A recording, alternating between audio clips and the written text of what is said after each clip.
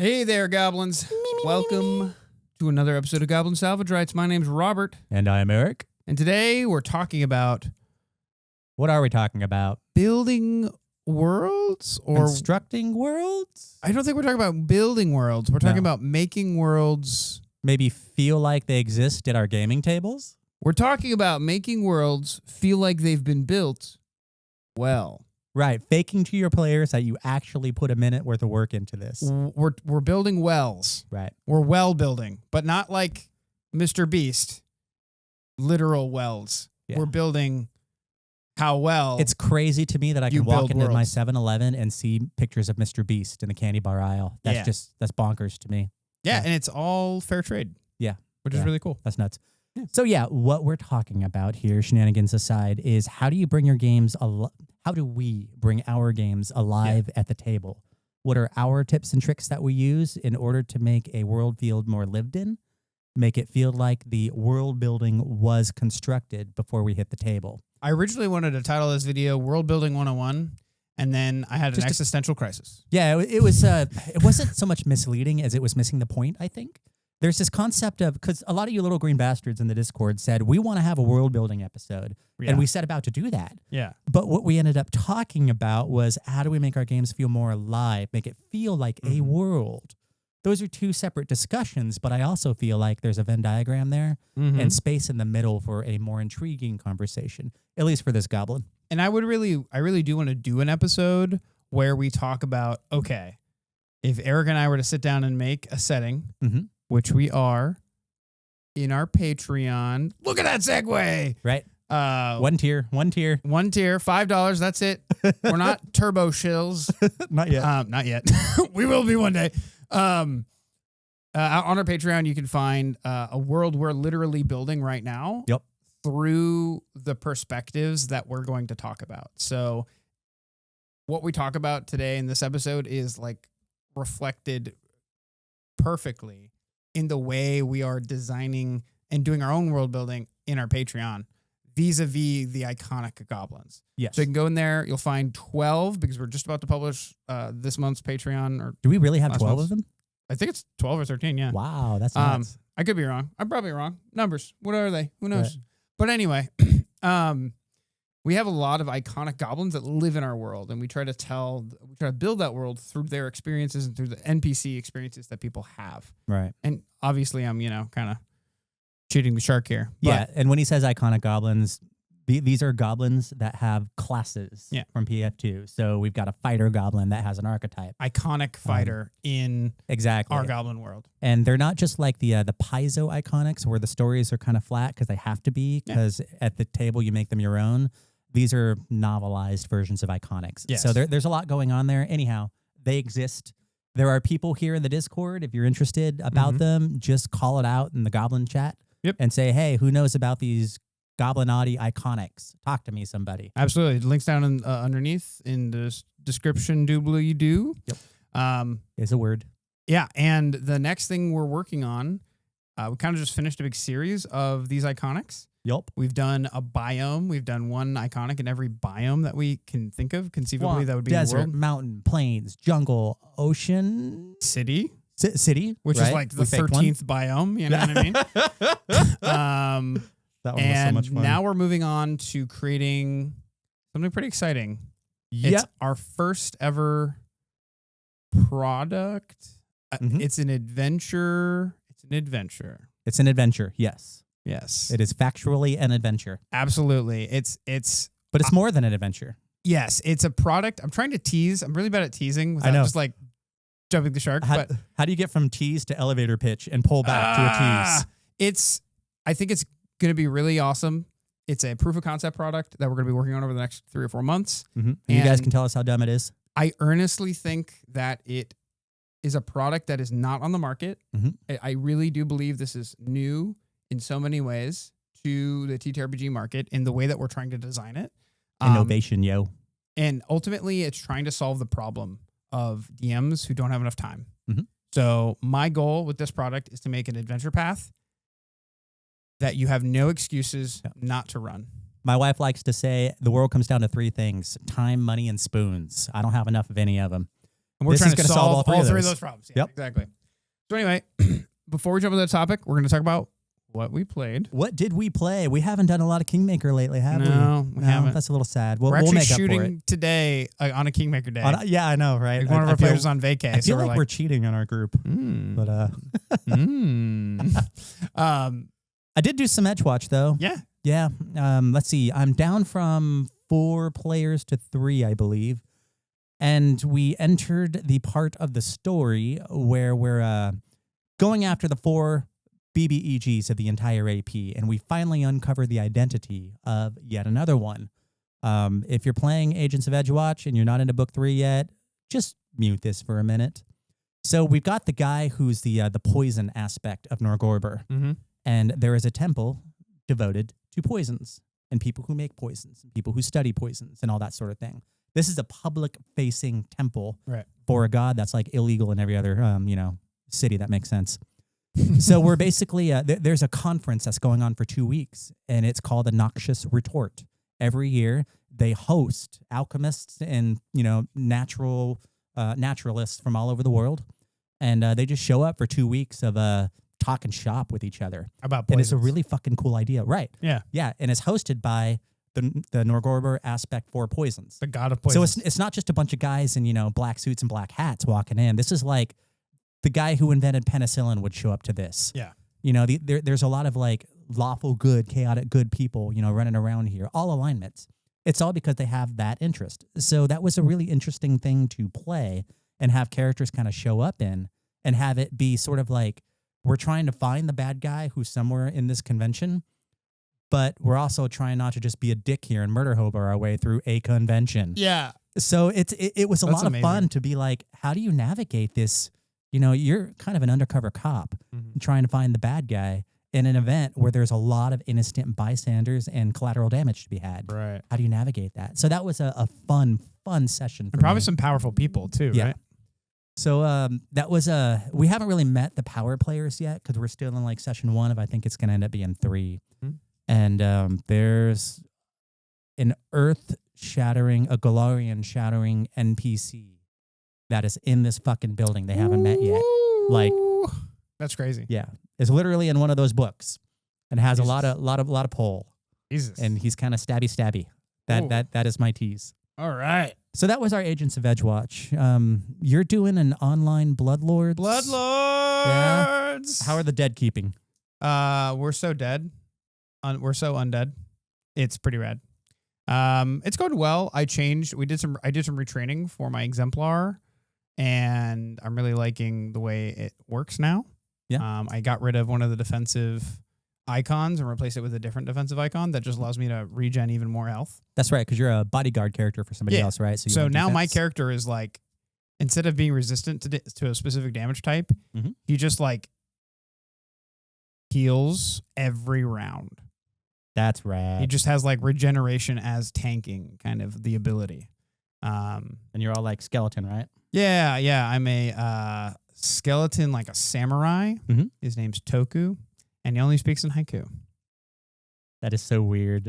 I want to eavesdrop one session just to hear this. What's funny is like I'm actually the most like charismatic player at the table, like character PC at the table.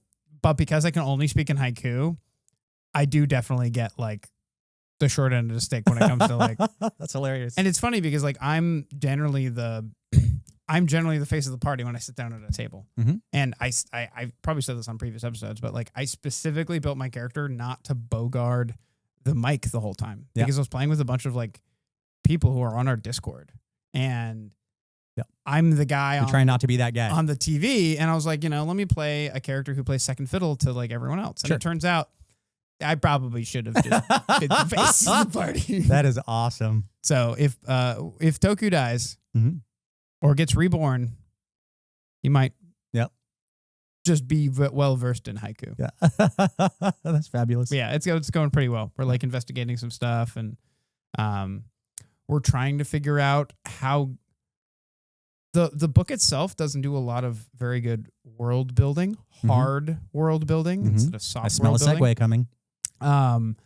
So because of that, we've had to go to like third party sources, not third party, but like other books, and YouTube videos. Shout out Mythkeeper. Oh, absolutely. If you haven't seen Mythkeeper or know that, you all, if you're yourself a watching favor. this video, if you're watching us, you've definitely seen Mythkeeper. I know, but I forget him all the time. I just it's not a regular part of my viewing Goblins, anymore. if you're watching this, Goblin homework.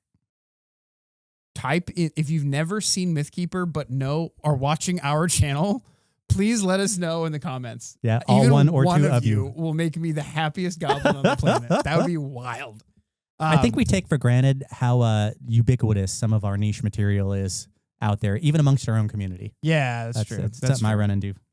So, yeah, we're doing like the research behind the scenes, kind of trying to find the culprit. We're trying to like investigate a place we have a lead on, but we don't really know if we don't have any smoking guns yet. Mm-hmm. But we've snooped around a little bit and we see some sketchy shit, but it's also Geb. So like a ghoul being covered in viscera and working on a dead body on a table.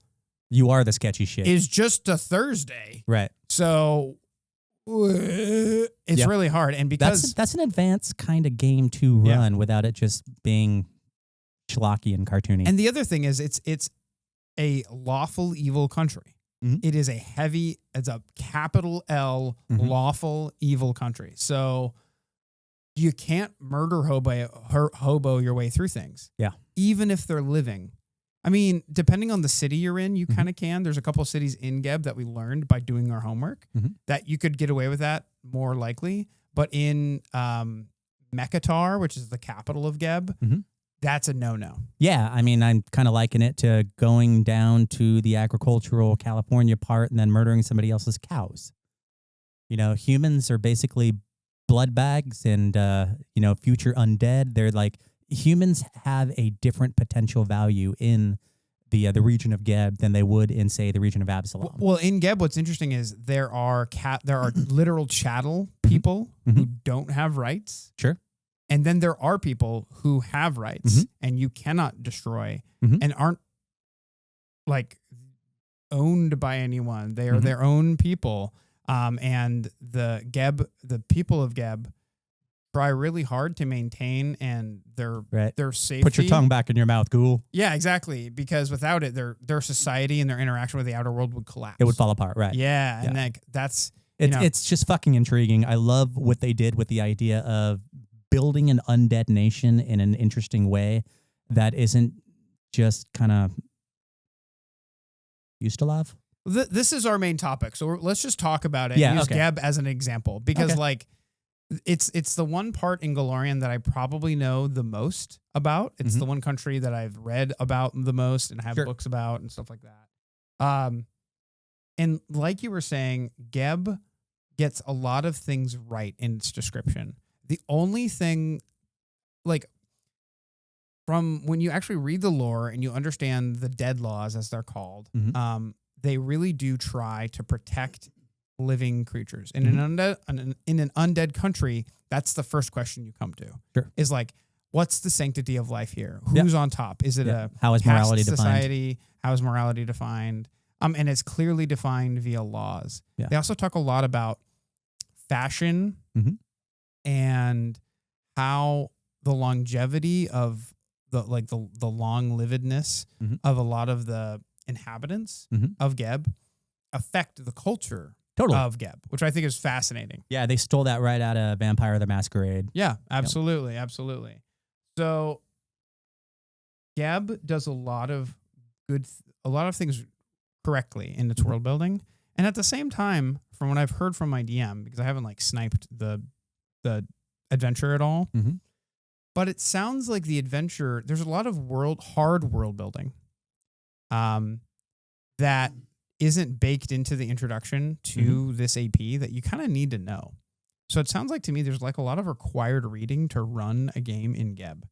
Yeah, when you're running a game, when I am running a game in somebody else's creation, that's a lot of heavy lifting. You know, I feel like I need to do it justice.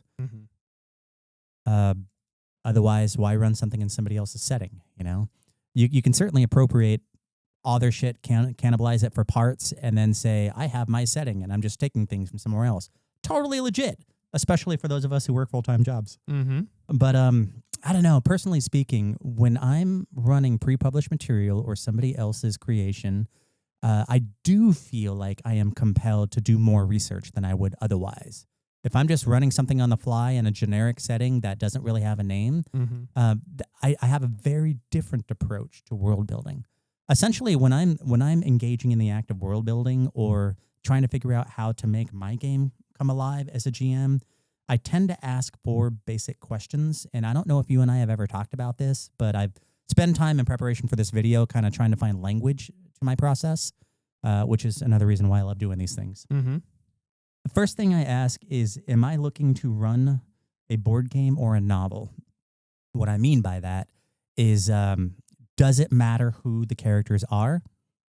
Or can you just throw the cast of South Park into an adventure and it begins, middles, and ends the exact same way? Okay.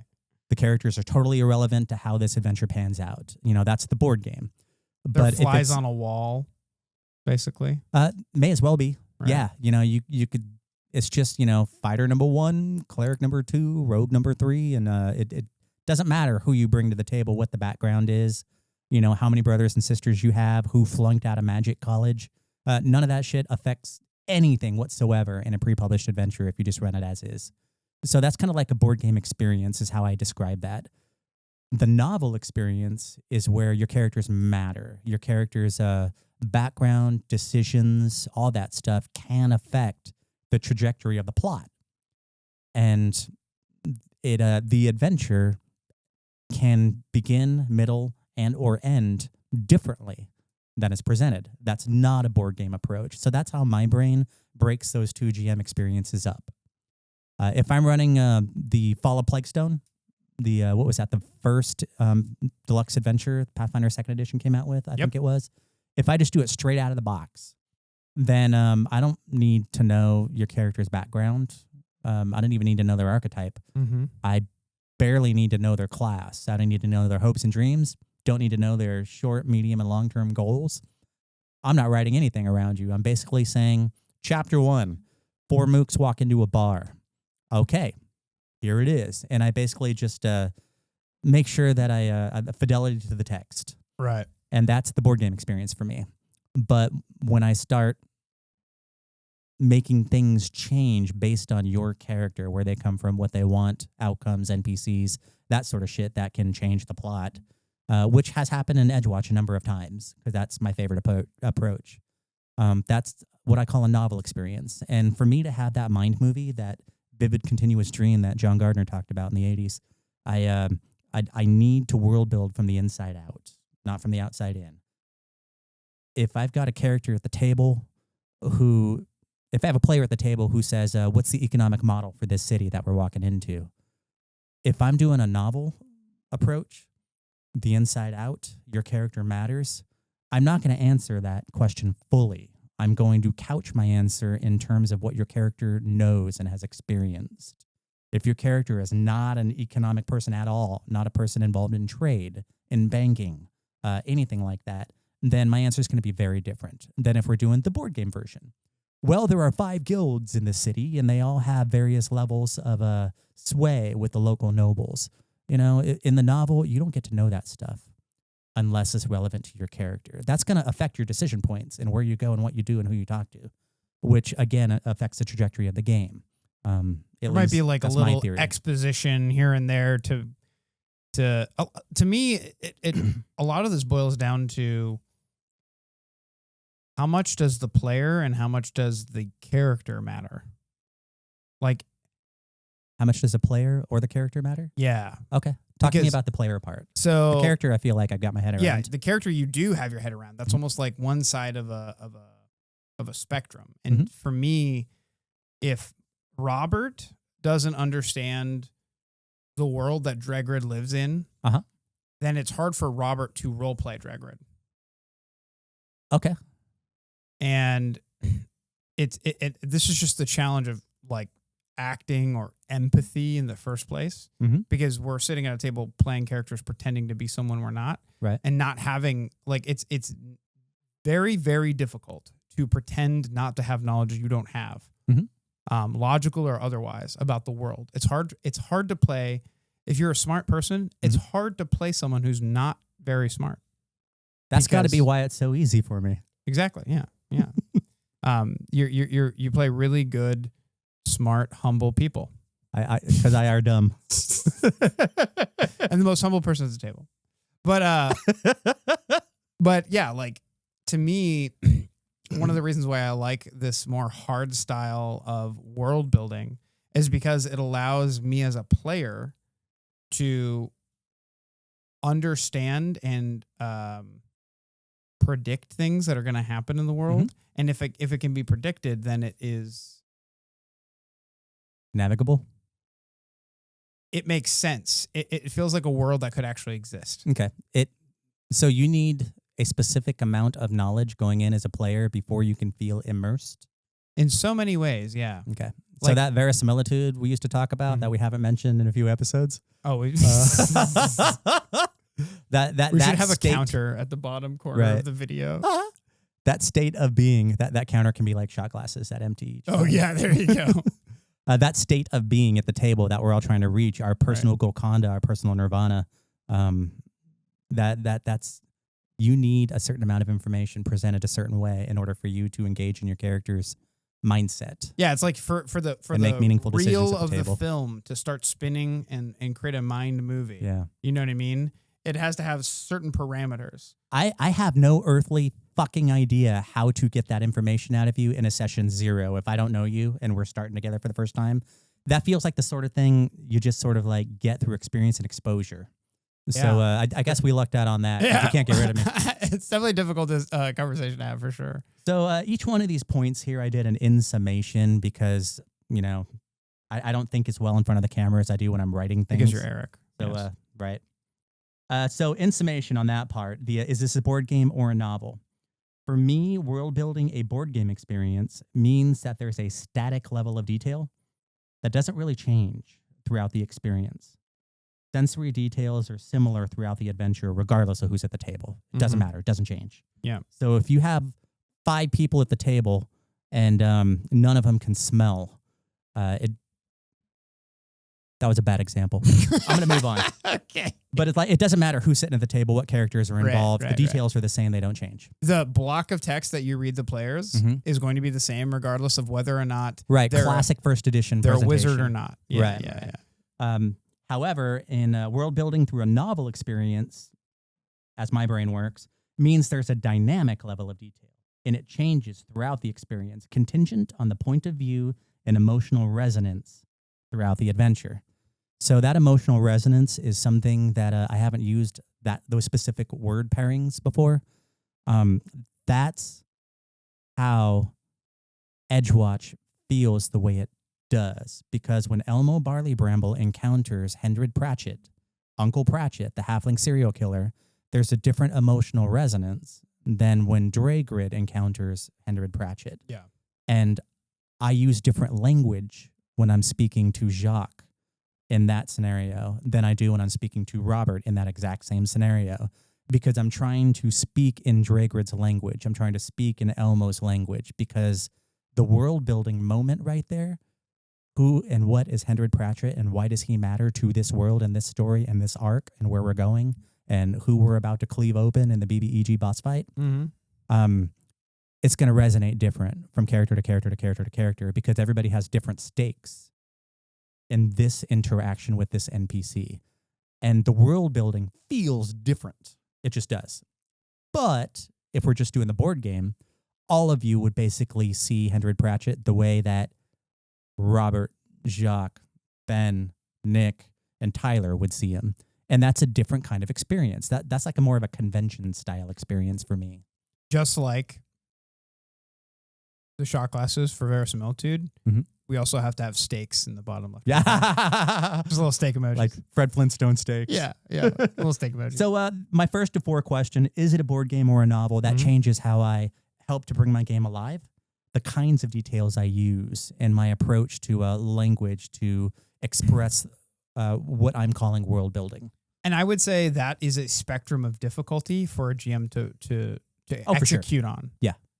With You start with the literal text when you're GMing in the beginning, and then you start learning how not to fuck up too You, badly. you can as go. gravitate towards the novelist the style personalization of the story. as you grow as a GM. Yeah. Like right now in Kingmaker, I am very much playing the board game as you describe it. Sure. I'm running the board game. That's actually like almost like my epilogue for this. There's a fifth question I ask, and it has to do with Hexcrawls specifically. Ooh. Because the more I thought about this, the more I realized that Hexcrawl approach is just different.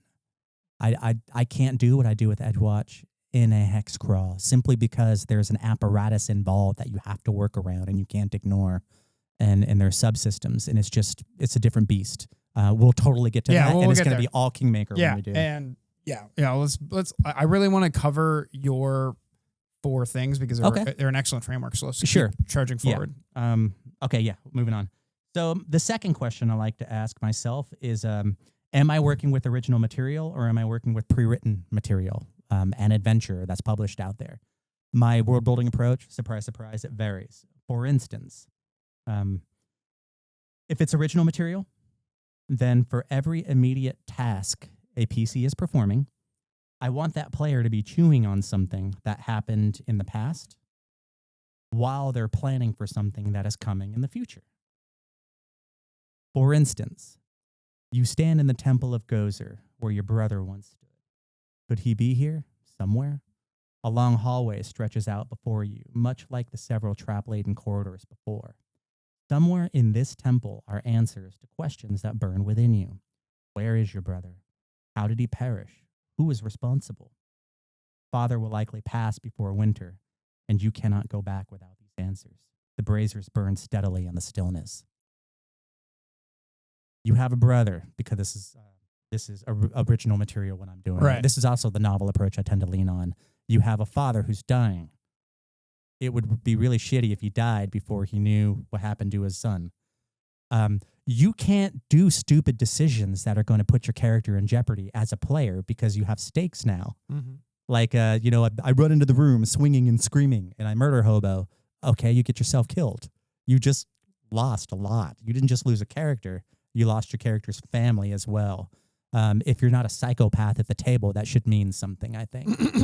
So with original material, it's easier for me to do the heavy lifting of being a GM if I just lean into the character as opposed to like the module, the adventure, because I can make it personal. And when I make it personal, not only do you have stakes, but you can also see the world building because it's inside out. The world is relative to you, your character.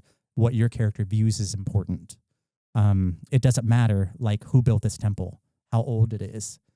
What it's even there for. What matters is your brother's remains are somewhere inside this temple. So let me ask a question then. Do you confuse the players by doing cutaways to where the players learn about things that their characters could never know about in that instance? You would probably have to tell me if I confuse my players that way. Oh, okay. But that there is certainly a danger in doing so. Okay, yeah. But I also do think it's an opportunity for something cool. I'm a super fan of cutscenes, as I've made very plain. But it's easy just to lose people in the shifting of like, previously in the week, other things happened that led to this event. Fuck, now I have to put down my phone and pay attention. Stop fucking around on the internet while I'm D&Ding. I think in a system where you're creating your own material, the players are just as ignorant or often more ignorant than for sure the PC is. Yeah. And they don't know where the load-bearing parts of the story are. And one of the nice things, especially for me as a player, is I can step into Golarion, and because I know Golarion, that framework we talked about in the last step, or the last question rather, a lot of that's already laid out. Right. The expectation, however, is that the DM knows just as much, if not more of it than I do. Sure. So it's a bigger ask for the GM, I think, in that Yeah, instance. I think one of the things that you're dancing around there is how much contextual information is necessary for a player to feel immersed. Yes. So, Golarion, that context, contextual information, informs how you act within certain places within Golarion. It makes it that much less of an effort to have a believable experience with your character. Right. But if you don't know what setting we're playing in and you're trying to do things that make sense, you have certain questions as a player. Am I allowed to do this? Is this even legal? Like, how do I be an undead in an undead city if I haven't read the books on it? There's a mortal, I eat him because we're an undead city, right? No, you can't. There's contextual information you just don't have. Right. All of a sudden, there's more burden for players and GMs to carry.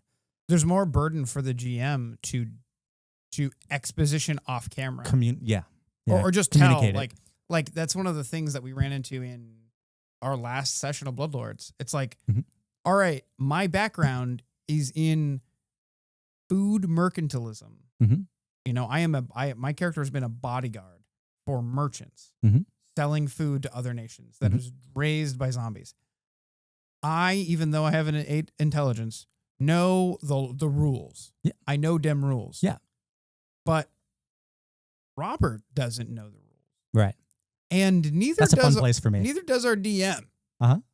So you gotta hand wave a lot of stuff. Well, the thing is, like, a lot of it is us asking the DM, my character would know this, right? And the DM's just like, yes. Yes.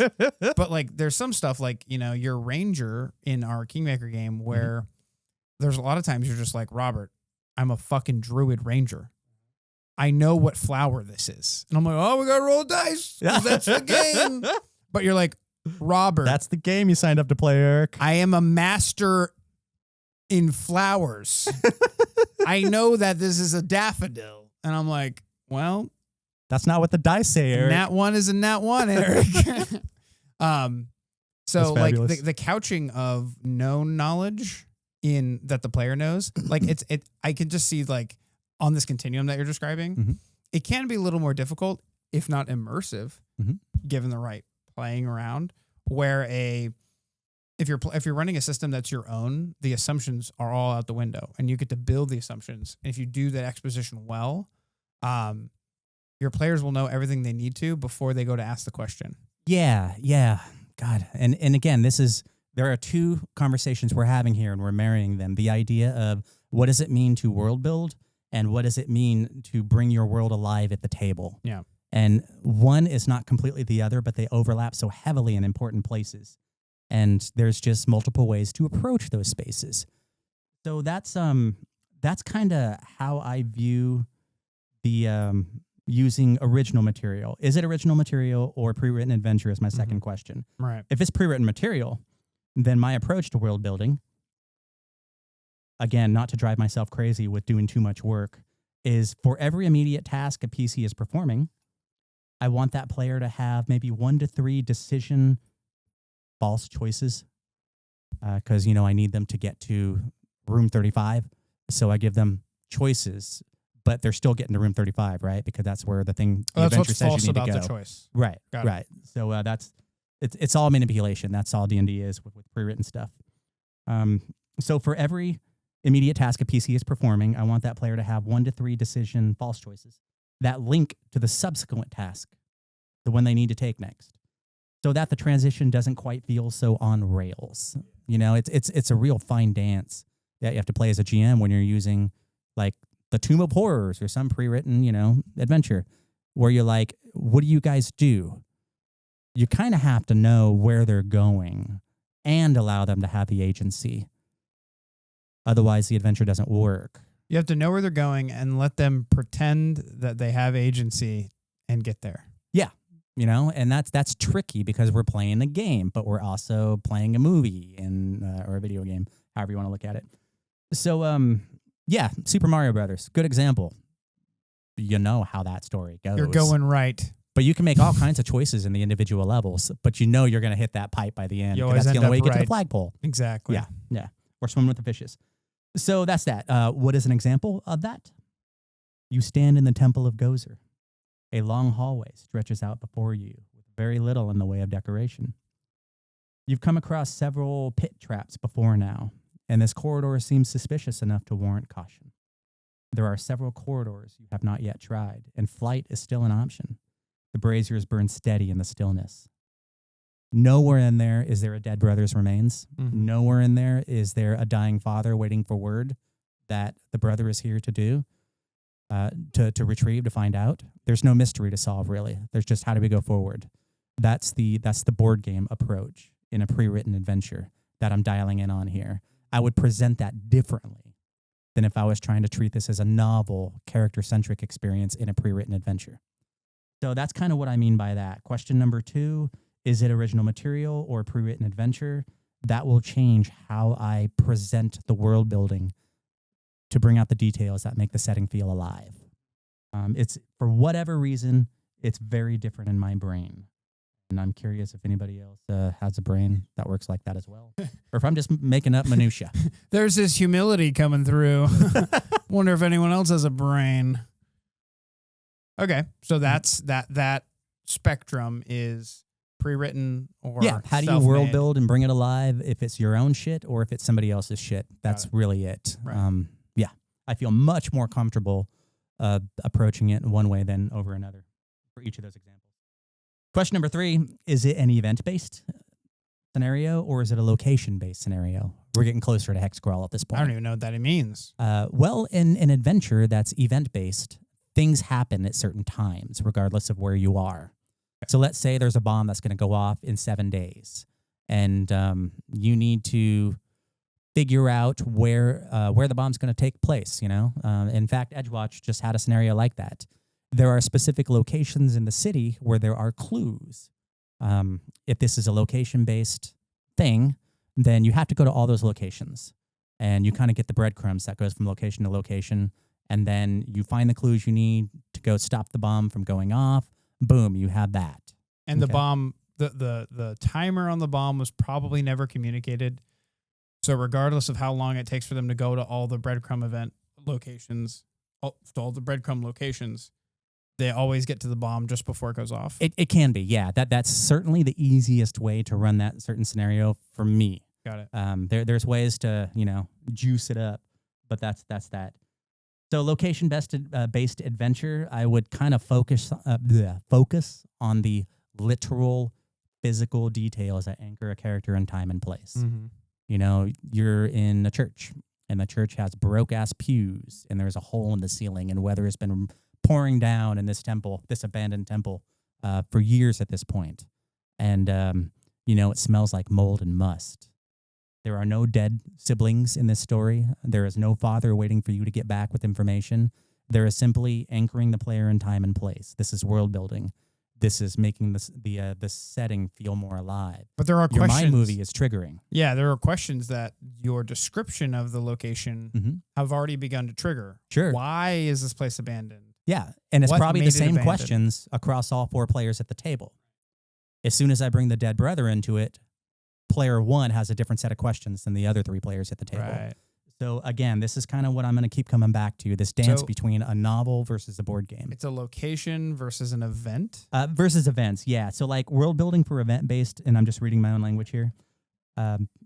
Is it event-based or location-based adventure? World building for an event-based adventure makes me want to focus on the gravitas of each story beat. Details tend to be emotional, internal, and thought-provoking. If I'm focusing on events over set pieces, the events need to resonate with the individual characters. So if there's a bomb going off and player 1 is a bomb-throwing alchemist, I want that to resonate a different way for them than it does for the CSI detective that's also in the group. I am world building for 2 separate players at that point, and the world feels built in a different way for each of them. They're having their individualized experience because they are separate characters, and I'm world building from the inside. It's almost like you're telling. It's easier to do in an event-based than it is for a location-based for me, because a location-based adventure, everybody has access to the same 5 senses. Everybody has access to the same details. And the only thing that's really different are maybe the knowledge rolls we each have access to. I don't know. Board gaming type of minutia. It's almost like in a traditional movie or a novel that follows the one perspective of one character, Mm-hmm. we, the reader, experience the world like the character does. With their limited knowledge. Yeah. And in these TTRPG experiences, what you're describing to me sounds like you're writing the book. You're writing 5, let's say you have 5 players at the table. You're writing 5 novels. Mm-hmm. With all novels have the same plot, Mm-hmm. but they're you're trying to create 5 different stories from each perspective of the player as they work together. 5 different lived experiences. Right. It's like if you read Lord of the Rings, but it was told from one person's perspective. Yeah, Lord of the Rings from the viewpoint of Gollum would be amazing. Yeah, but like there's like the Lord of the Rings books are 5 different trilogies from 5 different perspectives, all talking about the same thing that happened. Yeah. That'd be kind of fascinating. And that's what it sounds like you're trying to achieve. Yeah, and again, I'm trying to achieve that because when I'm running in an event-based scenario, the easiest way for me to get that cinematic experience that I want everybody to live in their minds is if it's event, I got to do this through your character. If it's location-based, I don't need your character at the table. I got to do it through what I know of the building or the street or whatever the location is. And that changes my emphasis on the presentation of material when it comes to a lived-in place.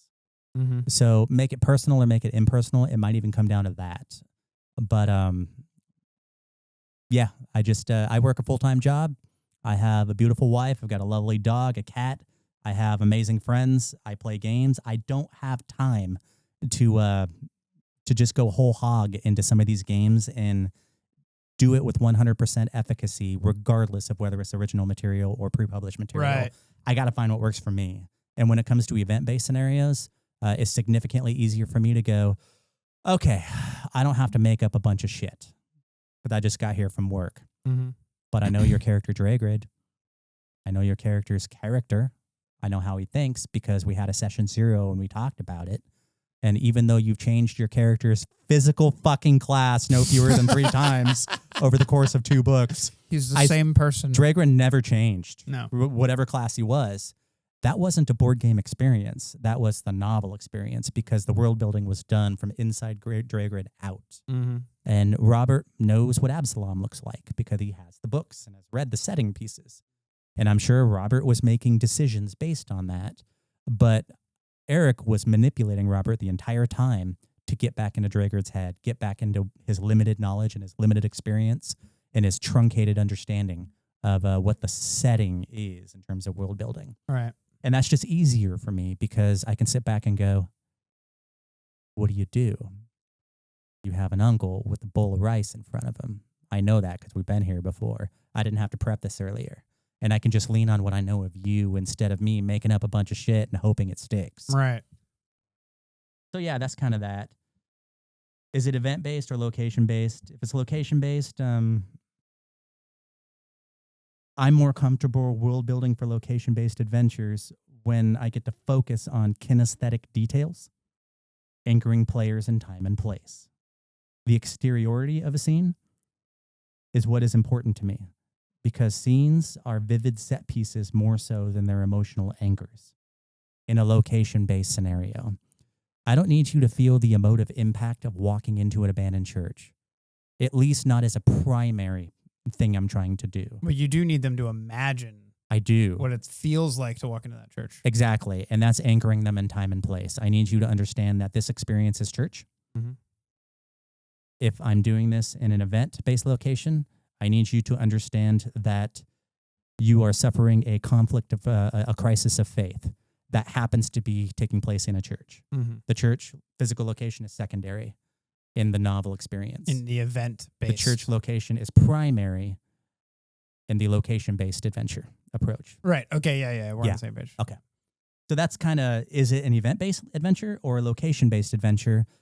When I try to show you the world building that I have done, I have to take a different approach from the outside in for location-based, from the inside out for the novel-based, the character-centric experience.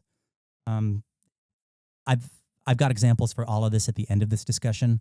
That'll be my final summary. And that's pretty much it for question number 3. Is it event or location? Do you, like you've been running Kingmaker for a while now, and that is crazily location-based. Yes. Individual hexes where very specific things happen, and you either make the die roll or you don't, or you get into more of an extended scene, like a dungeon or... Yeah, I find that I could probably describe locations. I could do a better job of describing locations, definitely. But I have a really good idea of how I want the location to look and and interact. I know how it's supposed to work in my mind movie, and then I do my best to describe the location to you in a way that your character would come to that conclusion. Okay. I have been in a couple of different versions of your games. Right. And your White Glove Society games are very different in their world building presentations than your Kingmaker game. Your Kingmaker game is super clinical and is very focused on not extraneous detail, but external details, the externality of a location. You hammer in on what's there, and that's what you do. But in the White Glove Society, you talk more about the people. You talk more about like who's in a room. It's more personal, and it feels more like what I would call the novel approach. And your Kingmaker feels more like the board game approach, not as a knock, but like as a presentation. Yeah, no, strategy. I mean, I think it's important that we stress now, 50 minutes into the video, that either both of these both of these styles are not necessarily better or worse than the other. Right. They're really not. A lot of people are looking for what Eric is describing as the board game experience. As derogatory as he sounds, he doesn't mean ill When will. I'm being derogatory about the board game experience, you will know. Yeah, that's true. So I think what it is it probably has a lot to do with the Hexcrawl nature of it, but also just the fact that it's pre-written. Sure. That is true. Yeah. When I'm doing White Glove Society, it's a world with rules I know, and rules that I know are rules because I've already thought of it, but I haven't told you guys about the when, where, and why. You have to just discover those things. Sure. And I guess when I'm thinking of my own, when I'm creating my own settings, when I'm working on building, literally world building, it's the people and the characters that I think of first in many ways. Or I'll come up with like some cool idea for an epic event, and then my mind will naturally like trickle it down to, okay, there's this one guy, here's a little White Glove Society lore for you. There's this one elf who's a man, he's a male elf, and in this world, male elves are like kind of very fucking rare. Okay. Because it's a matriarchal society and for a bunch of other reasons. Details, right? And he lives in a tiny coastal town over the mountains, away from the capital city, Esmeralda, that is like literally in the middle of the Sahara Desert. It's this hyper magical city of wonder. And he is part of a worldwide network of spies, assassins, and espionage. And he has effectively retired, for all intents and purposes, in a sleepy little town on the coast where the adventure starts. Like you do. And I know why he's there, because I needed a retired James Bond to help the players understand the world in a cool but elusive way, because that's the vibe I'm going for. Right. Sort of the mentor figure. That's their role in the hero's journey. Exactly. But the players may never find out. Like when I wrote in my mind the adventure for the first adventure I ever really put to paper and created a plot structure for, it's an adventure that exists in the world of the White Glove Society that only rubs up against the White Glove Society. But the White Glove Society was my first idea that kind of was the seed for the world, and then I expanded it from there.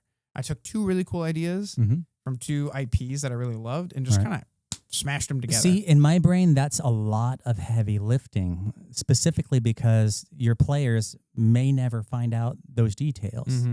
You have put a lot of labor into something that might not even hit the table, and that's extra heavy lifting, which isn't say is good or bad or worth it or not. It's just like, if you have the time to do it, which you probably did at that point in your life, because this is an idea you had before you had a full-time job and 8 different things going on at the same time. I mean, I came up with the original. Is that something you could do like today? Run a game, putting in that kind of effort before you even hit the table? You describe it as heavy lifting, but this is just me bunny trail imagining things and thinking of them. And then like, because of the ADHD or whatever, my brain is just like, oh, this is irrelevant information I'm never going to use. Long-term storage, we're keeping it. Okay. So like it sounds heavy to you, but like this is just like La La Land imaginary shit that I've thought, but I've never written it down. So if I'm in a game and I'm world building, the players are existing in a world that I know all the rules to, but I've never written them down. Because I've never written them down and something wouldn't make sense in the moment, I just change it. It just doesn't happen.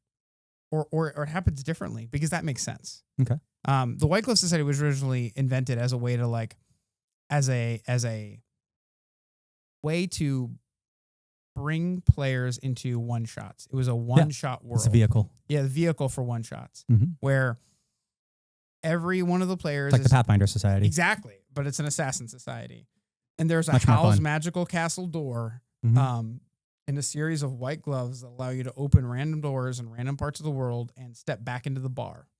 And that bar is the central location for this assassin. That's the narrative anchor for the whole thing. Exactly. Yeah. The important part there is that I describe the world not by explaining that exposition, but by telling you when you sit at the bar, the same half-orc bartender is behind the bar, and he makes each one of you a special drink. That drink is an ambrosia to you and only you. It is the most delicious concoction you've ever had in your entire life and will ever have. It is borderline addictive, supernaturally almost delicious, but only to you. Those are like those important details that you keep coming back to. And like, I'll have you describe your character to me when we're doing a one shot, and then I just pull a fucking cocktail that's out of thin air. And now I've married that idea to your character. That's now your cocktail. You have ownership over it. You're drawing on a well of shared knowledge because we all drink things, whether it's water or Manhattans. And you can like leverage shared knowledge that we already have. Yes. And that's player knowledge, not necessarily character knowledge. And so what's interesting to me is like digging into that experience from the point of view of the character. Because if I heard you right, you're having the player describe what that drink is, right? No, I tell them. You tell them. Okay. They tell me about their character. They tell me about their... and then you extrapolate and find something that matches up. Yeah, and I think of some really cool, fun drink that sounds related to who they would be. Okay. As like a personification. So like, you know, if you had like a buttoned down, super neat individual, I would, you know, maybe their cocktail would be, you know, like we're talking about a stodgy wizard. Maybe their cocktail is the neatest martini you've ever seen in your life. Sure. Right? With one olive, perfectly round, with the red pepper sticking out of it, and one gold skewer, no embellishment. The martini glass is perfectly clear and chilled at all times, even though it's been sitting on the bar for an hour. You know, those kinds of details. Yeah. And I let that item, I do my best to have that item personify the individual. And that is what I call world building from the inside out. Yeah. You make it personal for the character in a way that does not resonate in the same way with the other characters. And the issue with running a game like that is I can make up shit all day until the boys need to go into a dungeon. Right. And then I'm like, fuck, okay. Exactly. So I have a dungeon and there's rooms and monsters in those rooms. Once you add the framework of an adventure with beats and scenes, that's when the rubber hits the road on this particular conversation right here. How does world building and enhancing the play experience so the world feels lived in, how does that jive when you have 6 rooms and 3 clues and 1 boss fight and an artifact? Yeah. That's you have to prep for that. You can't just wing that. Most of us can't wing that. Well, I mean, that's what I would do though. I would wing the fuck out of it. I would be like, oh, I love this one monster. I'm going to make him a BBEG. They're 10th level monster. So I'm going to make the players 10th level, or maybe I'm going to make them 9th level. So they're a level higher or something like that. In Pathfinder 2nd edition, I'd probably make them 8th level. And I'm like, all right, starting point, end point.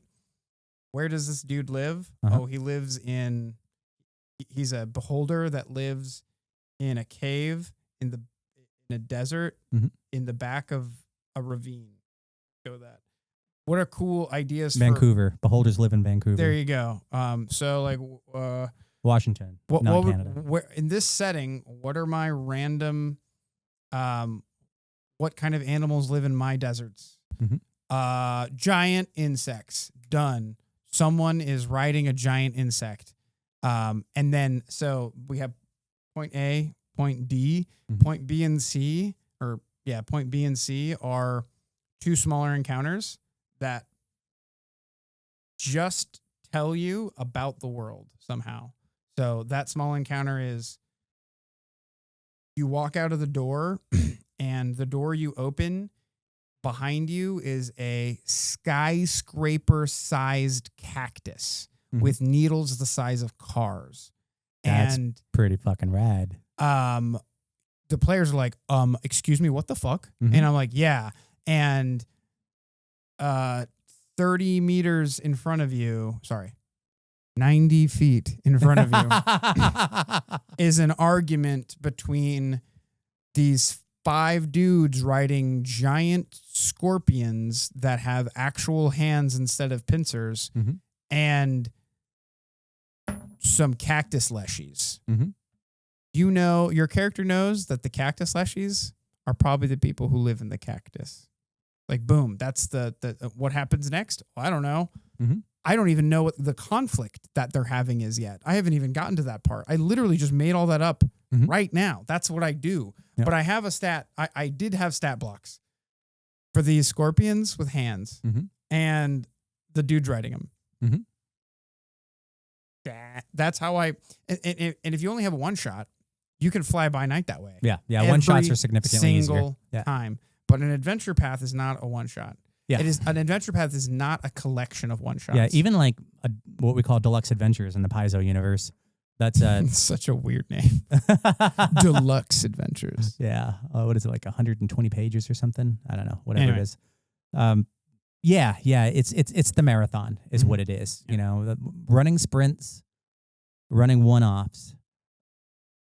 The heavy lifting for world building in that is significantly easier to achieve, I think, than maintaining it over a deluxe adventure. Yeah, you could bullshit your way the prep through a 4-hour sit down, a 4-hour one shot, no problem. Yeah, and when you run out of ideas, you just extend the combat. Yeah, literally, it's a great little cheat. I've done it more than once. So anyway, I think we probably rabbit trailed a little bit. Yeah, off of your original axiom number 3, I think it was. Yeah, and I guess I lied. I only have 4 questions, and the 4th one is regarding the Hexcrawl. Is it a Hexcrawl? You know, how do I focus on world building for a Hexcrawl? And you're going to have a lot more to say. Yes or no. Okay, got it. Yeah. Right. Because, again, the heavy lifting, the world building, how do I do it? Do I go from the inside out, outside in? On a Hexcrawl, it's almost determined for you. It's location-based. It's outside in. It's grid-based. The math is right there in front of you in a Hexcrawl, and it's just things are where they are. If you have a Hexcrawl and there's one waterfall on it, and there's a naiad in a waterfall, you can't move it around the Hexcrawl. It can't show up somewhere else. You can, but good fucking luck keeping track of that shit. That's what I was getting to. Yeah, because again, that's heavy lifting, tracking all that heavy shit. Lifting. And I would world agree. building in that it just feels like its own creature from a pre-published adventure that's not a Hexcrawl or original material that's not a Hexcrawl. I prepared for a Hexcrawl, Tomb of Annihilation. It was a 5th edition AP, and man, I spent so many hours getting that thing ready for the table, and the whole thing crapped out like 2 sessions in. It was very disappointing. It was supposed to be Dinotopia. I have it somewhere. I see Tomb of Annihilation right there next to your GM screen. There you go. So I go a little bit different with this one. Is this your copy? No, I think I bought this myself. Okay. Yeah, I think I bought this myself. That's a great map of Chiliax. Oh, not Chiliax. Cholt. Yeah. Chiliax? Yeah, they're chill. Huh? I'll just blow through my questions super quick, and I won't go into them too deep because have we done a Hexcrawl video yet? What the Hex? It's one of our original videos, actually. Okay, we might want to revisit it now that we've had more experience. Yeah. Because I've got more to say about it. We'll call it My super down and dirty. Hextacular. Right. Is it a hex crawl? Sub questions. They're not questions. These are just what I do. Define the hex crawl scope and theme. That determines how I world build it. Okay. It's just what I do. Set up terrain and environmental challenges. That's the second thing I do. That determines how I world build. Right. Establishing points of interest. Not every hex can be interesting. That makes none of them interesting, or that makes it overwhelming. It's way too fucking much. I've got ideas on that. We'll save it for a later video. Create a travel and resource management system. This hurts my heart, but I feel like it's necessary to convey that sense of a traveled map. You know, Lewis and Clark going on an expedition. How do they make their resources last? That's important. That's a part of the story. If you don't have that, it feels like you're cheating in that story. It's a survival. It ultimately is a survival story. We talked about actually this on our Patreon video we just shot. You know, many stories, almost all stories boil down to man versus himself, right. Internal struggle, man versus someone else, external struggle, and man versus nature. And Hexcrawls, especially in the beginning, in a fantasy world with fucking magic, end up being like really boring accounting adventures where, because you can't infinitely make food yet, you're playing this weird accounting game of food, and it's very difficult to emotionally attach that accounting game.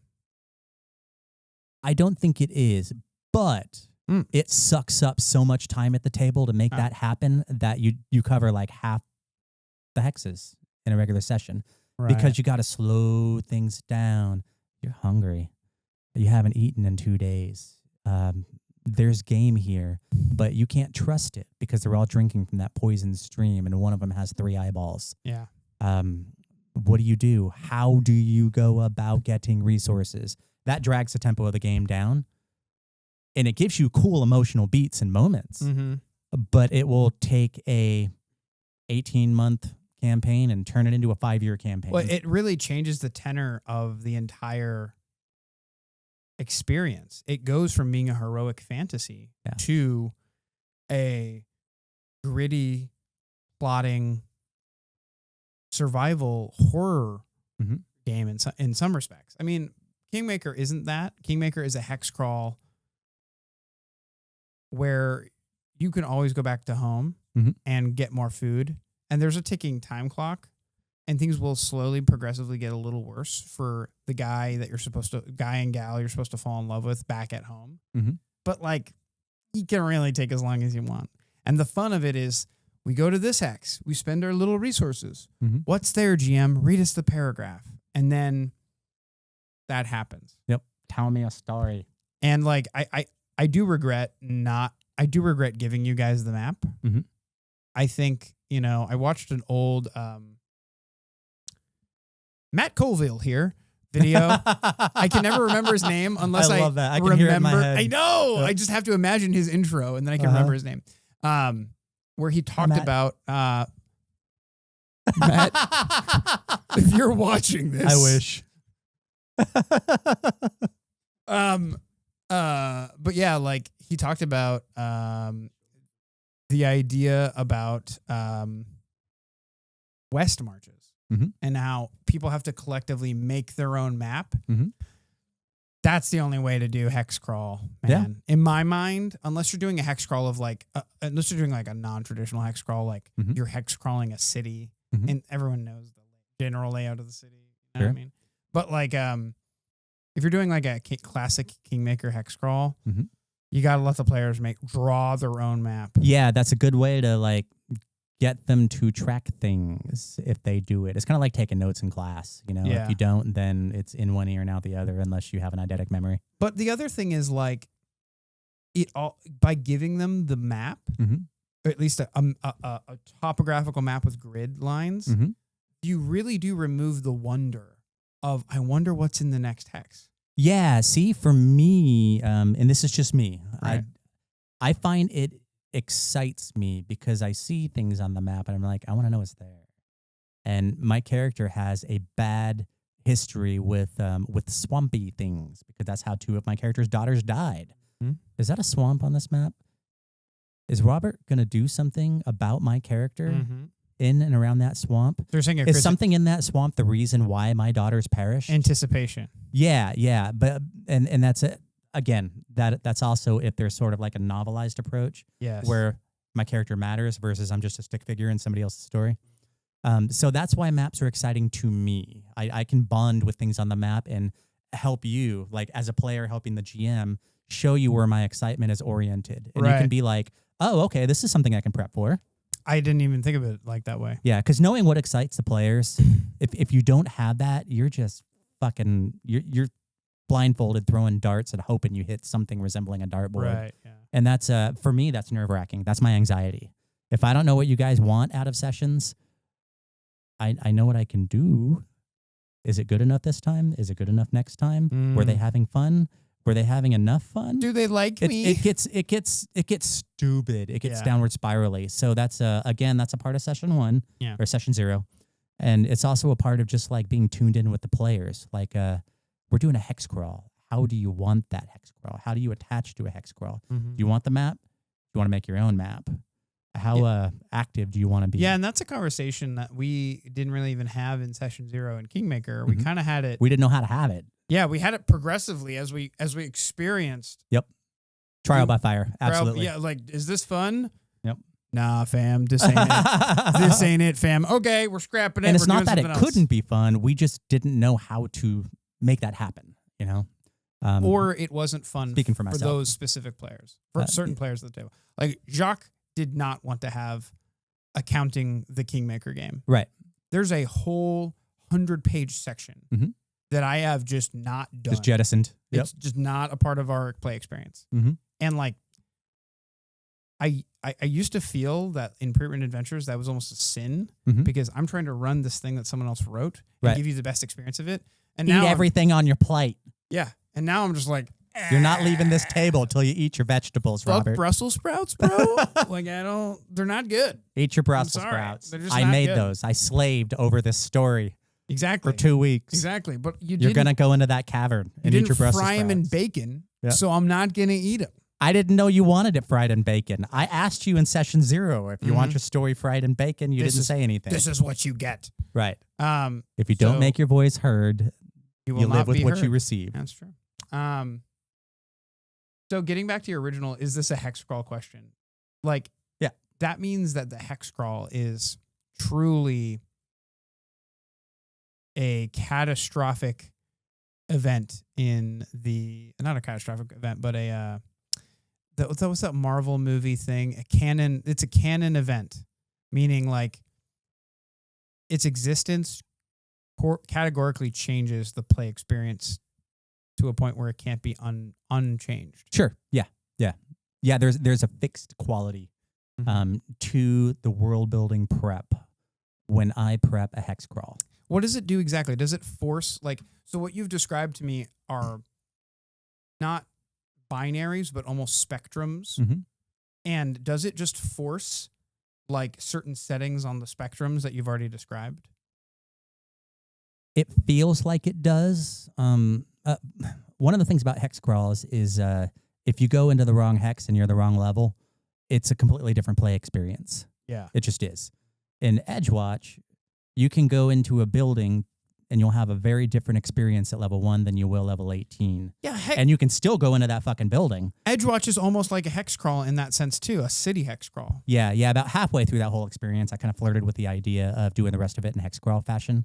But again, full-time job, Yeah. so on and so forth. Too much. Especially because it's not written. Too much You'd have to, overhead. I mean, we have the Absalom book, but like Yeah. still, that's not. Oh, I could totally do it. And it would be Yeah. amazing. It would be fun. And I would use, what's that thing we used to do? Obsidian Portal.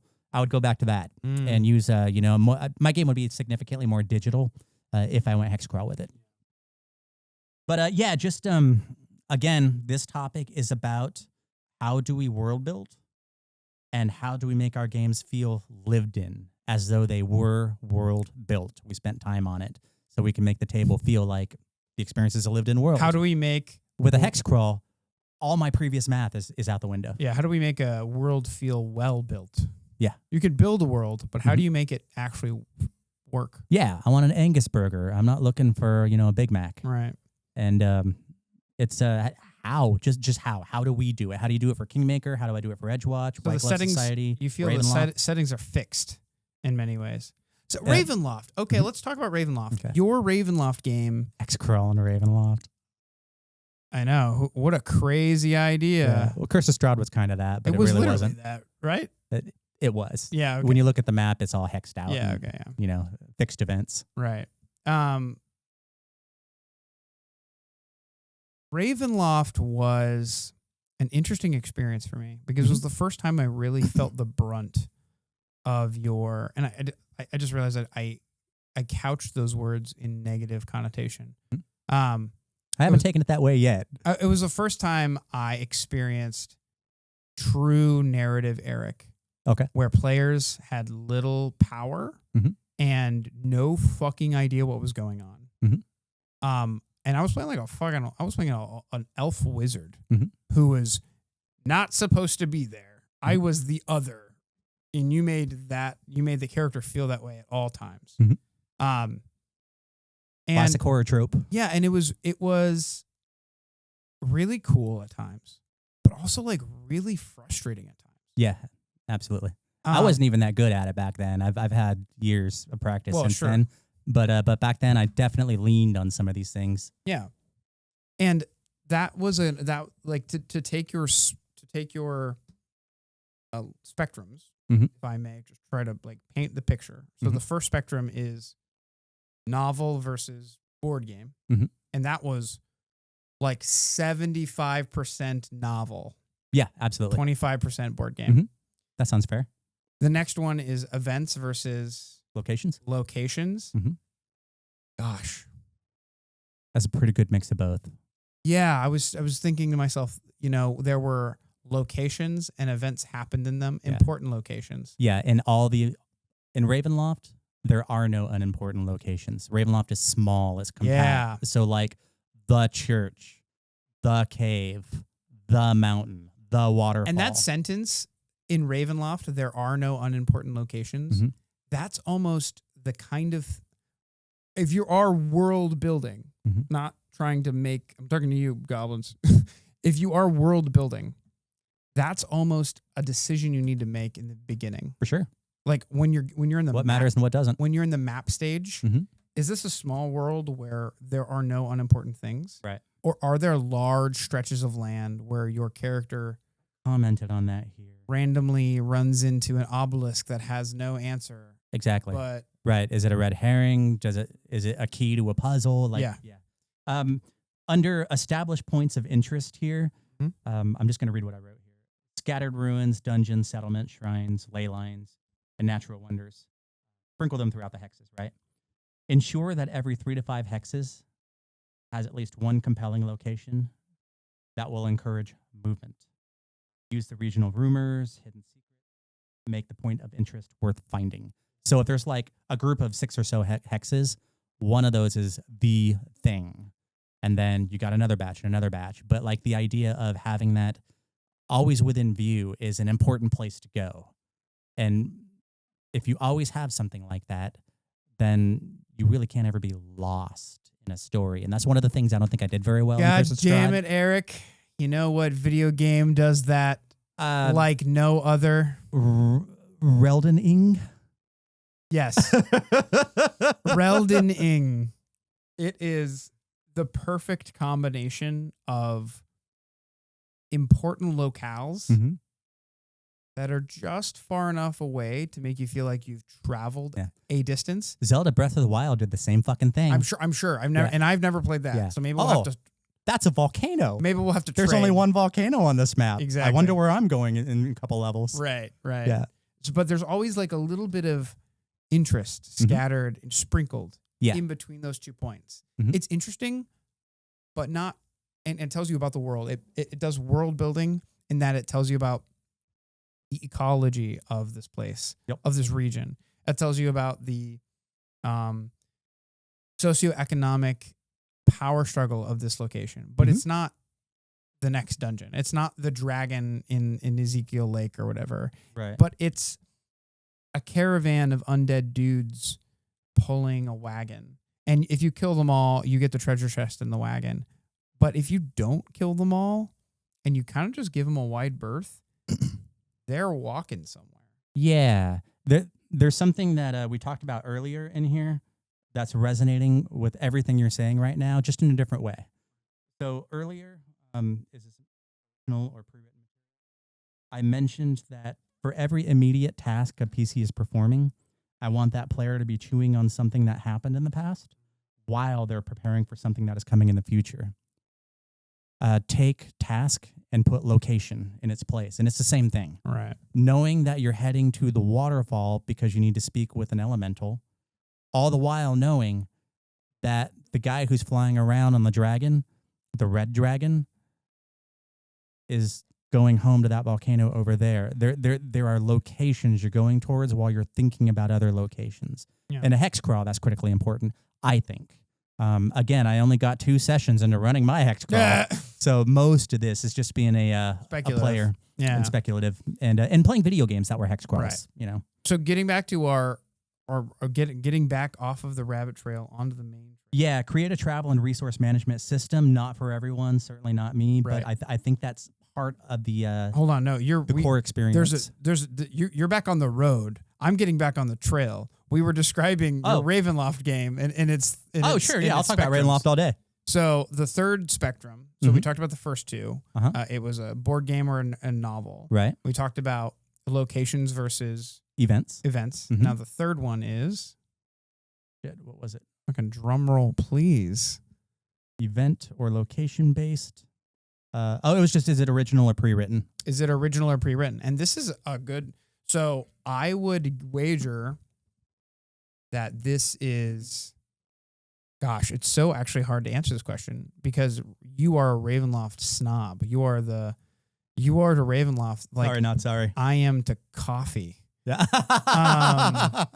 Well, actually. Yeah, literally. So I would probably say it's 80% self-written. No, it's too much. 60% self-written. Are we talking about the Curse of Strahd game I ran? Yeah. Oh, okay. Yeah. Yeah, 60% self-written, 40% obviously pre-written adventure with the big asterisk that it's an iconic adventure in an iconic place. Being run by a DM who knows that setting and its tropes better than anyone I've ever met in my life. So you could have just written the adventure. So it's almost like you in this perfect adventure setting have transcended the novel itself. And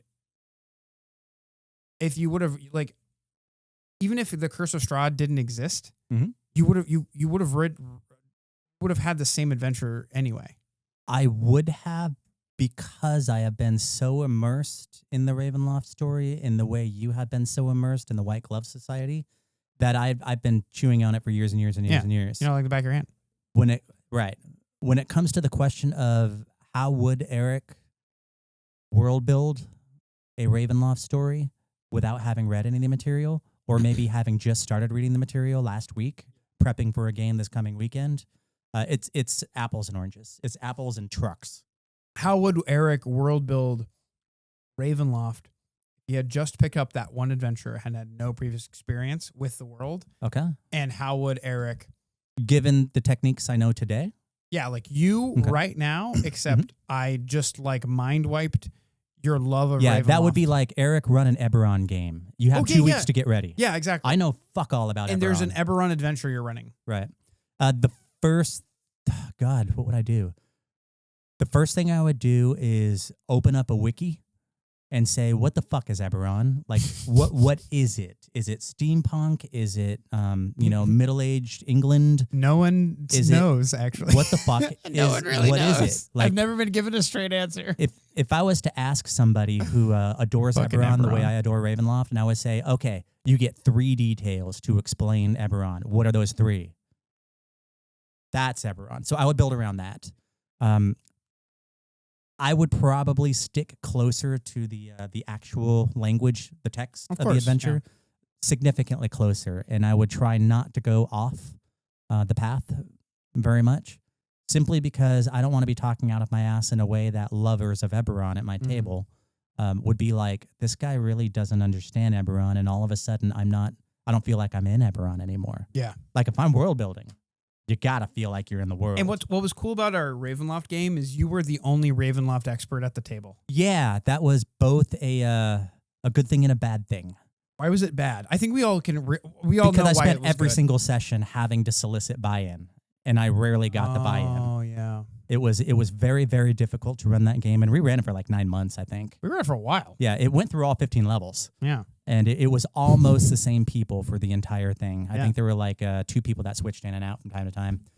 But I ran the whole fucking thing, and it was every single goddamn session I had to put on my used car salesman suit and get the emotional buy-in for that particular session, and it was so hard. Like, hey guys, I know this book, Dungeons and Dragons 5th edition, has been written to be the most iconic version of a heroic fantasy ever designed and put to pen and paper. Let's see how we can fuck that up. But yeah, this is a horror, and you're scared. So, can you please pretend to be vulnerable at the table? Yeah. I know the barbarian. I ran is the just wrong resistant. game for the wrong group. That's all that was. I know the barbarian's resistant to all damage, but this guy's scary. I promise. You know what I mean? Yeah. Yeah. Yeah. It's just like different settings require different levels of buy-in for players. Yeah. And that was just a case of me wanting to run something, and I hadn't even met you yet.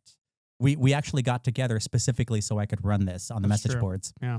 So I had no idea what your tastes were, and I hadn't even heard of this thing called Session 0 by that point. That wasn't even an idea I was aware of. Was it that long we ago? just fucking yeah. Holy shit! It's Eric. recent. It's a super recent thing. Yeah, I think you and I met like 9 years ago. Oh my god. Yeah, it's been a minute. That's crazy. That's almost 20% of my life right there. Hell yeah! It might be High 20% fives. of your life. Oh, it's probably it's almost 30% of my life. Yeah, and we're goblins, so we're gonna die soon. Absolutely. So that's like that might be more than that. Live fast, die young, baby. So in conclusion, are we concluding? Yeah, we're wrapping this up. Okay, let's do it because our light died a while ago. Yeah, and like if we don't conclude it now, we're just gonna ramble for another hour and a half. Okay, let's make sure I hit on my point. Seed dynamic factions and NPCs, implement random and preset encounters, define hidden dangers and mysteries, establish meaningful player choices, set up exploration rewards, use downtime and player influences. He's talking all about of these things. He's talking about still in Hexcrawl territory, yeah, right? Yeah. These are the things that I don't do in non-Hexcrawl world building. Done. If you want me to go into that more, you gotta say something, otherwise the conversation dies. Yeah, here. we're probably not ever gonna have that video unless you beg for it. Yeah, but Not I mean, beg, a but, Hexploration video. I still think we should go back to it at some point. Yeah, we're gonna be like, we already made one, and then we're gonna watch it, and we're gonna be like, yeah. We said what? It wasn't me. I'm gonna shaggy defense video. all up in that. I'm almost positive during that video we were like, so Robert's starting a Hexploration video. We're gonna re-record this later when we know more. I hope we said that. I'm pretty sure we damn. did. I'm almost positive. Yeah. All right, I'm done yakking. So, in conclusion, Eric has given you a framework to help in facilitating the building of the good world, the well world.